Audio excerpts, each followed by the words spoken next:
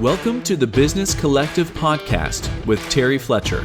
Weekly conversations and insights on how to go from employee to consultant in any business field where your years of expertise can be showcased. Take your career to the next level, entrepreneurship. Now here's your host, nationally recognized healthcare consultant, speaker, and author, Terry Fletcher. Hello, everyone, and welcome to the Business Collective Podcast. My name is Terry Fletcher. So today I wanted to bring a topic that actually has been brought to my attention a couple times where people have asked me, how can I continue to get paid from home during a quarantine as I'm trying to open up my business model, but I'm so used to doing things in person? So I wanted to look at a few industries that have had some challenges when it comes to that, but the pandemic has made it necessary for all entrepreneurs in all industries to get what I like to call creative. And you've heard me use that word pivot before. But when you can't leave your home, or basically you can't go to somebody else's home, and the economy appears to be heading towards a recession, entrepreneurs are put really to the test on how quickly you can innovate and pivot while still offering products and services of value to your customers and to your clients. So it's a bit easier for entrepreneurs like myself who have actually a very big brunt of their business has been virtual. And so e-commerce, we talked about last week, some software developers are in the same boat, some business coaches, some consultants like myself, also learning the new Zoom meetings and the global meets and those types of things as far as from a digital platform have been a good challenge and also helpful. But the real challenge is for entrepreneurs who had some type of in-person experience or offering that now has to pivot. The silver lining is that any great entrepreneur really loves a good challenge. I know I do. I don't like a headache, but a good challenge is always at least fun to try and tackle. So I'm going to give you 4 ways to continue to get paid and continue your in-person visit from home, and hopefully you'll see this can be a help to you. So we want to tackle first the event space. Events took one of the hardest hits with cancellations spanning out for months ahead of time. I don't know if any of you were signed up for conferences or seminars or educational, get-togethers. Boy, if you were a drug rep and you needed to get to one of their junkets that they do, or if you were any kind of a sports fan trying to even get to something that they do, or like myself, I'm a speaker, a national speaker at conferences, and I had 4 cancel on me. And so we had to pivot and basically figure out how to do virtual events. So although there's nothing quite like the power of bringing people together in person for programming, networking, and really just able to bounce ideas off each other in person, you really have to look at what the next best thing is. And that is virtual events right now. Text marketing via webinars, any kind of Instagram lives, virtual summits. I know I've done 4. For example, Microsoft's annual Build Summit, which brings together developers to better their current software, they had to go digital in lieu of its usual May in-person date. The World Health Organization, oh my gosh, they usually have, it's called World, and back in March, they had to cancel everything, and those were people that were coming from all over the world. They expected to have almost 40,000 healthcare professionals there talking about new diagnoses and new things happening. And then the pandemic hit. I know with some of my professional associations, we had all kinds of business meetings scheduled and conferences scheduled, and they were supposed to be in beautiful, Sanibel, Florida, and looking at the coast out there, or in, on the beach in California. I'm supposed to speak at AAPC, which is a coding convention and a conference out in Hawaii, which I've done for 15 years, and they had to cancel. And we basically changed everything to virtual. So we had to go Zoom on some, Beacon Live on some, Global Meet on some, different kind of platforms when it comes to those meetings. And we had a lot of people sign up. Also, what helps is if people aren't just going for the networking, but they also need continuing education units. And so we've been able to capture that as well. Let's look at it from the entrepreneur who is handling attendee cancellations, dwindling ticket sales, and how they're looking to the potential for advertisers in a virtual summit. That's tough. But since you can bring a great number of people together to one web page for digital programming, try to think how you can invite more sponsors into the fold. Use your current attendee list, a list of programming and the scheduling of events. We did a virtual happy hour at the end of one of the days of our virtual meeting, and offer sponsor slots like ads on the page or mention from speakers and event hosts during the digital programming. That way the attendees can get refunds and still get some good content, and you still get paid by the advertisers who still need to get in front of people more than ever at this point. And so I know that I have a list now of podcast advertisers, I should say, on my different platforms, because I do several podcasts. And it's great because they're saying, we really want to get in front of people. What are you offering? Number 2 would be the real estate space. So the real estate is thought to require actually bringing the client to the house or the building, which is why activity has virtually stopped since the lockdown provisions were put in place. My brother is also a realtor, and he said it's been terrible.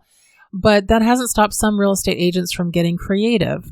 So I noticed, or I was reading something about former NFL player Tony Robinson, that he has corona-proofed his real estate business through virtual wholesaling. So essentially, real estate agents can get a property to be put under contract, then flip that same contract, selling it to another real estate agent.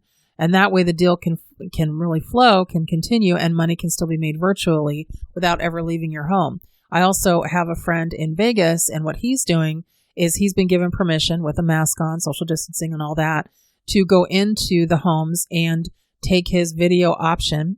He does it not only on Facebook Live, but he also has been doing it as a video as well on Instagram. And he's walking through the house to try and get everything. He even went really close up to the wall so you could see the texture, opening drawers and just light fixtures and getting really close so you can see them. Because I know it'd be tough at anybody to want to buy a house or any kind of space without actually getting the feel for it as you walk in. And so that was a good thing as far as his pivoting to a virtual possibility. In the consumer packaged goods space, which is number 3, with recent reports urging customers to sanitize any packages that enter their homes, consumer packaged product sales have taken a hit simply out of concern, except for Amazon, of course. But to address that unease, consider making a video for your social media channels and your website showing how your production plant is handling sanitation. The more visual you can make it, the better. Publish a list of precautions you're taking to make sure that the products you're selling are germ-proof. Do what I did on my website. Since so many businesses actually went out of business or actually they're working from home now, but they don't have regular hours, I wanted to make sure that my clients knew not only did we not shut down, but we're busier than we've ever been, and we extended our hours. So from 7 to 7 daily, including Saturdays. So wanted to just make sure, and we had to. I've just been so busy, it's crazy. But I have started to try and take Fridays off if I can. But you just have to make sure that you have something that shows that you are going with the flow with what's happening right now. In the beauty space, okay, this is huge. Salons and makeup artists are at the top of the list for entrepreneurs who were put out of business. I saw that there was now a shortage of mascara and lipstick because everybody's on a virtual call, and I'm sure you've seen some of those people in their pajamas still, which I think is not professional, but again, it's not going out of the house. But because of the close contact needed for their services, it's likely that they'll be compromised for a while. And so here's where your creativity can spark a new life.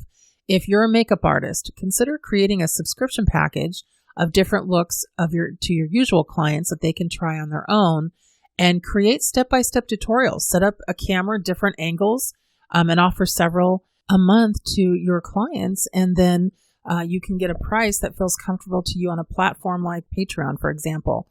Create sponsorship opportunities for this subscription program, or makeup-themed webinars with makeup brands, selling them a spot in your promotions. I know that one of the things that I was really excited about in February was getting a podcast club together, kind of like a book club, but for podcasts.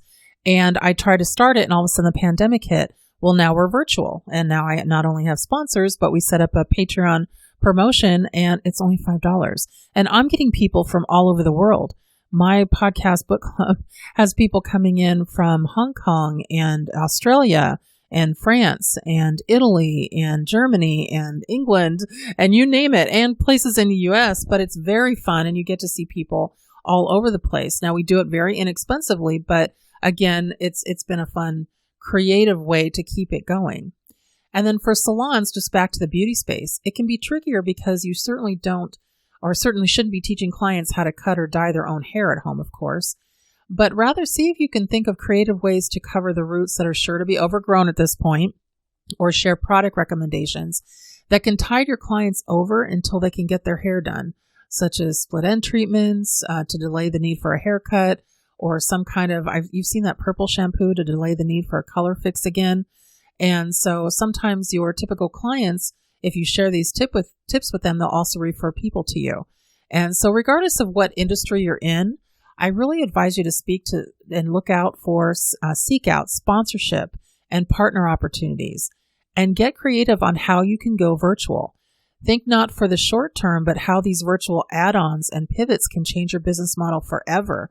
It's about trying to make money and making sure that you can stay solvent while you're trying to figure out how to get back to that in-person look.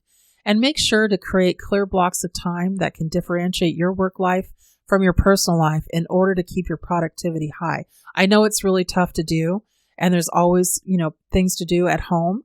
But the opportunities, even though you might think they seem scarce, they are there. So seize them and show the pandemic that you can rise above its challenges and that you can see what you can do to make sure that you're still successful in your entrepreneurial journey. Also, I wanted to make note of something. I am going to change the podcast frequency. So we're going to go every other Monday. I'm really heating up right now at work and with my businesses, and I added on another business, but I'm going to supplement that with a blog on the business-collective.com website. So make sure you're always reading my blogs, and then you're also going to get the podcast now every other week. So we're still on Mondays, but just wanted to let you know we had to pull it back just a little bit. So we're going to still be around, but just not as often until things slow down a little bit again, hopefully a little bit by next year. So everyone, make it a great day and a great week. And thank you for listening this week to the Business Collective podcast. Thank you for listening to the Business Collective podcast. Drop us a rating and review on Apple Podcasts, Stitcher, Spotify, or wherever you listen to podcasts. Check out our website and blog at www.business-collective.com.